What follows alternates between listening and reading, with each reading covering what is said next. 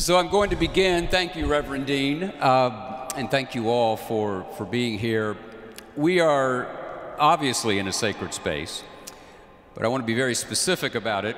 This is the pulpit from which Martin Luther King Jr. preached his final Sunday sermon. Wow. 4 days before he was shot to death outside room 306 of the Lorraine Motel in Memphis, Tennessee. It was called Remaining Awake Through a Great Revolution. And in that sermon, he gave the best definition both of Christianity and of democracy that I've ever encountered. He said, I can never be what I ought to be until you are what you ought to be, and you can never be what you ought to be until I am what I ought to be. That's the way God's universe is made. That's the way it is structured. And he quoted the great abolitionist Theodore Parker saying that the arc of a moral universe is long, but it bends toward justice. It only bends toward justice, however, if people insist that it swerve. And you have been a swerver for a very long time. And I'm curious your own view as we begin of the role of faith in your work, your life.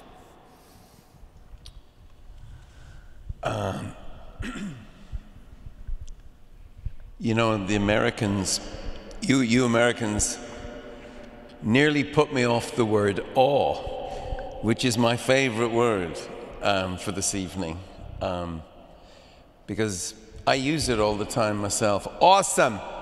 Everything's awesome! And this is actually awesome to be in this. Thank you, Dean. You may regret letting an Irish rock star into such hallowed halls. You asked me about my faith. I could be here a while. I will say that even though I've found it uncomfortable over the years to be in and around formal religiosity, I have in recent times found myself sneaking into cathedrals in cities that U2 tours in, and having this experience of awe. And these places can just look so grand, and whilst I am grandiose, they speak of a whole other grandeur. And I think following the wreckage of the coronavirus and the wreckage of civility that we're seeing in the political discourse, I'm more interested in being around the symbolism of religion than I thought I would be. The dance of it, like the ceremony, the ritual. And I'm finding it hard to negotiate the modernity without that. Now I'm happy, and our family, our cathedral is to go for a walk in the park or on the beach. That's our cathedral. Cathedrals that God made. But yeah, and I think I mentioned to you in St. Paul's Cathedral in London, I feel like I'm sneaking in, but I was there for Advent, and they turn all the lights off. I don't know if you do that here also, Dean, but in this ancient place, then they bring in with candles, and the choir moves, and you're back in these medieval times, but you feel the Ancient of Days. And I felt it, and I thought, wow, this is the greatest show in town, and it's free. I'm coming back. Now, did you want me to read? Is that what you were saying? Yes, set our textual life. So there's a section from Surrender. Oh, there's in the cathedral, exactly. Okay, I'll do that. I wrote a lot of this book on an iPad. Did you? So people are worried that I'm going to start to sing, so or you should be. I have band members that worry that I'm about to sing tonight here. Okay, this is chapter 36. Every chapter in this book, Surrender, is named after a U2 song, and I use the titles of the songs as sort of portals into people and ideas and places, and it's as jumbled up as I am. It's non-linear account of my life. Anyway, chapter 36, I still haven't found what I'm looking for. I am in awe of the poetic power of the scriptures, how you can't approach the subject of God without metaphor. All the way from Adam and Eve, these fantastical stories help us make a way through our metaphysical lives. If science is how we navigate the physical universe, then religious texts offer to navigate the more than physical, the existence we can't even prove exists. Stories that are instruments of inquiry into an invisible world we strain to see, a world we glimpse through art and family and friendship. Stories of a love that has no beginning and no end. I am comforted by this idea of infinite love, the bigger picture beyond the frame. It throws me back to a Christmas Eve in mid-1980s, desperately trying not to nod off during a carol service at St. Patrick's Cathedral. They put just as an aside, they put me behind the thing. I couldn't see anything. That's why I was falling asleep, just saying. Sorry, back to the book. I'm desperately trying not to nod off during a carol service at St. Patrick's Cathedral in Dublin. Not long back from traveling, the body still in some other time zone, Ali and I slipped into the crowded cathedral in the last minute and happily settled for a pew right behind one of the great limestone pillars, holding up the 12th century vaulted nave. Unable to see the choir or players in the Christmas narrative, I focus on listening to the soprano boys. Once in Royal's David City stood a lowly cattle shed where a mother laid her baby in a manger for his bed. Soon enough, despite Ali's elbows in my ribs, I'm drifting off. Drifting back to my brief days at the school next door, musing on the Irish writer Jonathan Swift of Gulliver's Travels, once the dean here. Another elbow, and I cold water myself by trying to visualize mother and child sharing a delivery room with goats and sheep. The vulnerable nature of the nativity. The messiness of childbirth swaddled amongst shit and straw. Funny how your senses work. I can smell the scene. Poverty has its stench. The poetry and politics of the Christmas story hit me as if I was hearing it for the first time.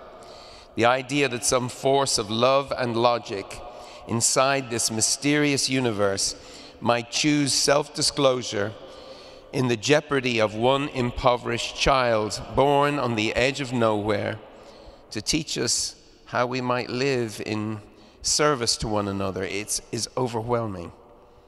Its eloquence is overwhelming. Unfathomable power expressed in powerlessness. I nearly laugh out loud. Genius. Genius. Inexpressible presence. Choosing to be present, not in palace, but in poverty. And he feeleth for our sadness, and he shareth in our gladness.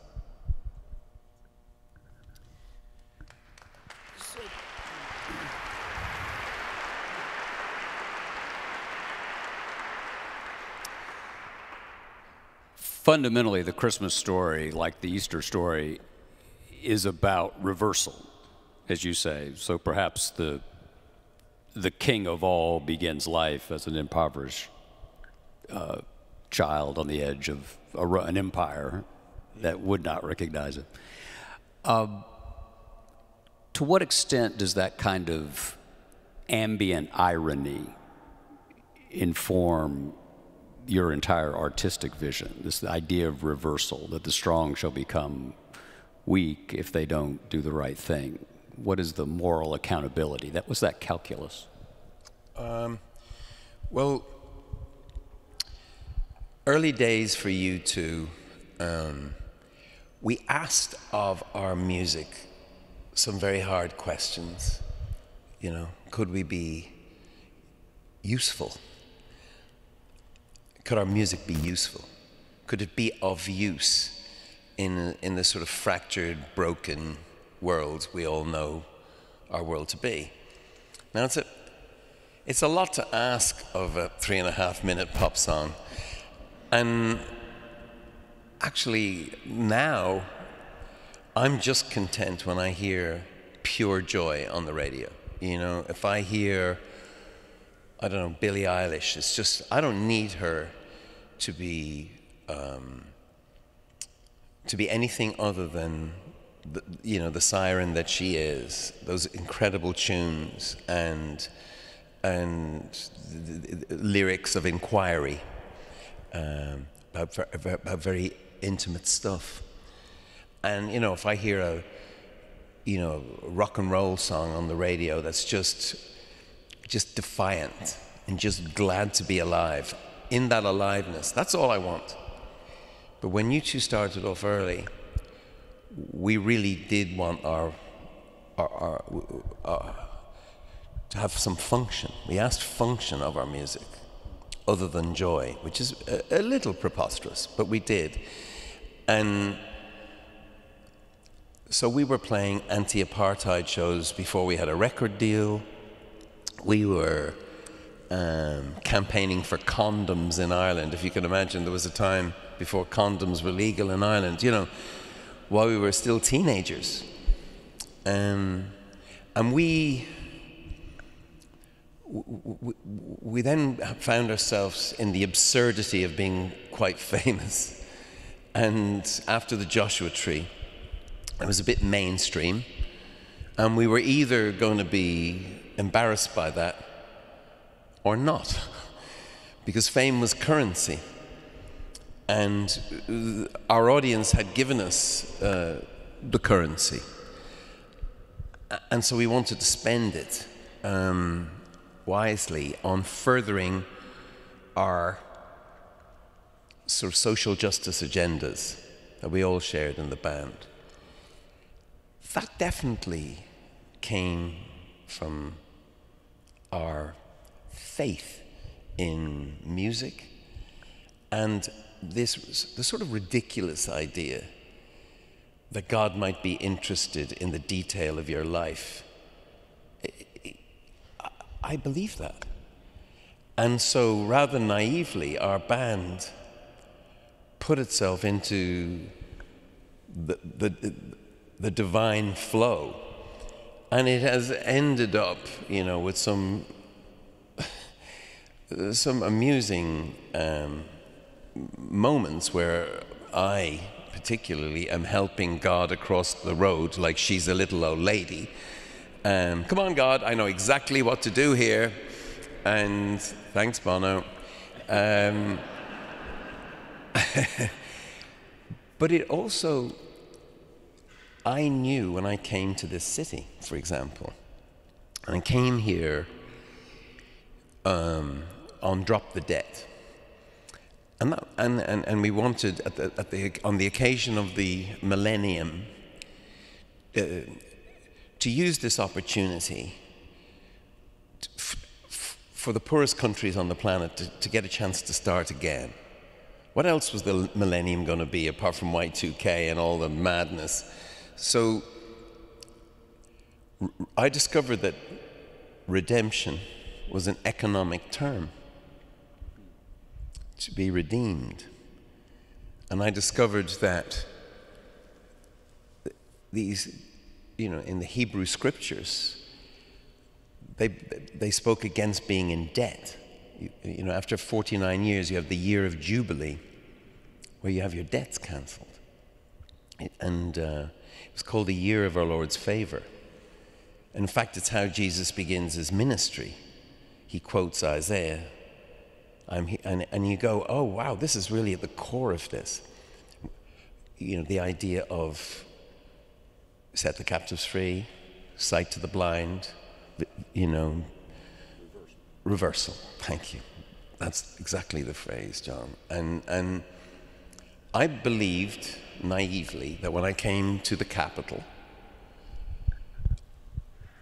I believed that God was with us in Jubilee 2000. I believed, you know, Nelson Mandela and Desmond Tutu had asked us to do this.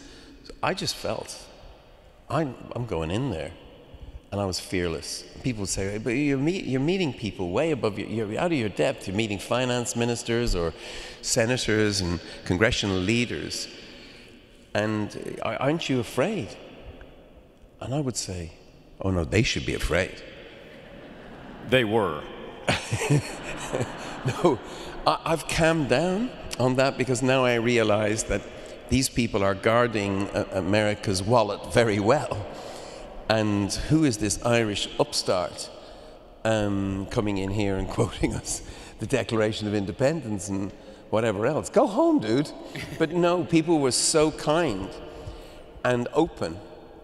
And on both sides of the aisle, I found through, actually, sometimes through economic data, sometimes through force of argument, but sometimes just through the scriptures, that people in America don't see their country as a continent behaving like an island. And that Warren Buffett, when I met him 20 years ago, 3 days ago, on the Heart of America tour, we set out 20 years ago, the Heart of America tour, to convince the United States and President Bush's administration that fighting HIV/AIDS in far-off places would be the right thing to do. And I met this guy arrives in, Warren Buffett, and he's very humble. He's like the richest guy in the world, I'm told, but his car isn't even up to much, from what I can see. And he's there with his daughter Susie, who I've gotten to know, and I knew that she burned for social justice. And we came in, it was something like this, but much smaller. And I said to him, have you any advice about how to speak to America? And he said, I have two things to say. What are you asking the people to do here? What is the precise request of the people to do? And I said, they've got postcards to send to their local lawmakers. Oh no, don't do that. Don't ask people to do things that are so easy. They won't trust you. People will only trust you if you ask them to do something more difficult. I said, like what? He said, well, maybe put 10 postcards. And they have to do it with their friends. I said, oh, you're clever. You're a clever man. Anything else? That's a really good Buffett, by the way. Thank you. Anything else? And then he said, oh yeah, I have something else to say to you.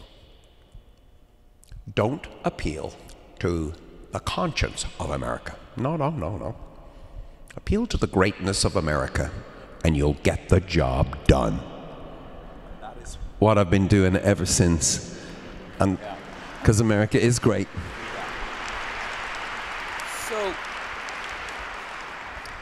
So Robert Penn Warren, the great novelist, poet laureate of the United States, once defined poetry as redemption from the accident, error, and evils of life and of our lives. So poetry is the redemption from the accident, error, and evils of life and of our lives. Art is that, but so is activism. And you have made those two remarkably seamless. To what extent does the vision you have, to what extent at this point, what is it? Is it designed to push people, to lead people to do the right thing? Or is that simply a benefit because you're a rock and roll guy? What are you first here? Are you a performer or an evangelist? Oh, I'm just doing what I'm told. Yeah, but who's telling you?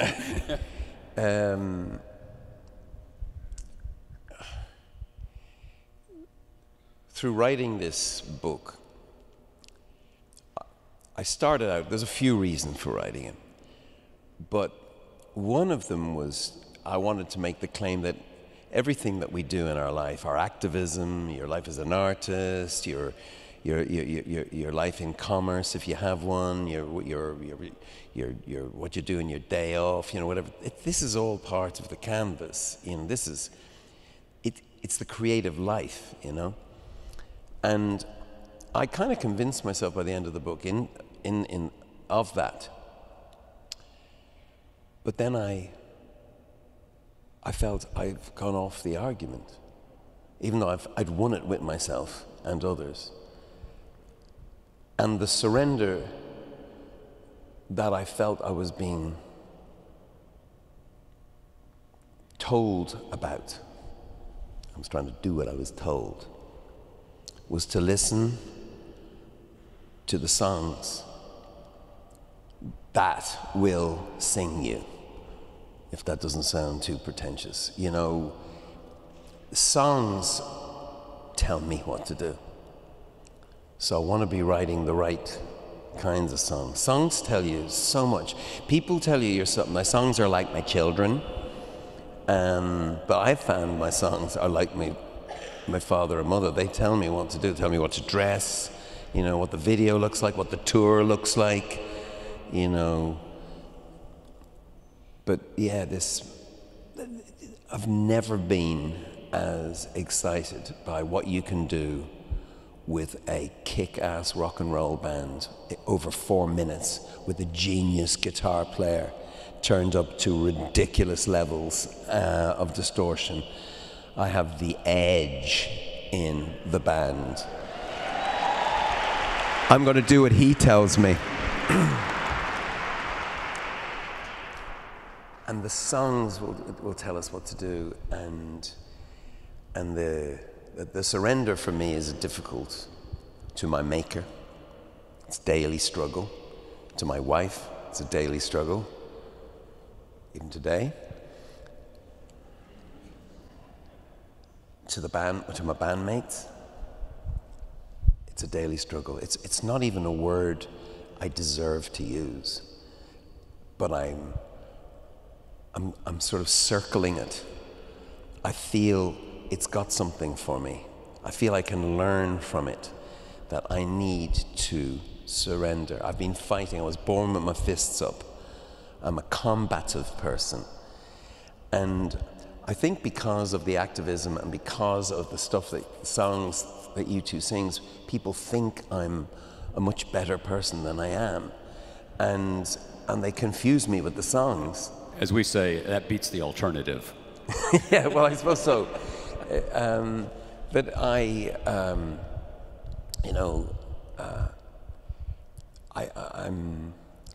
aspirational in this regard, and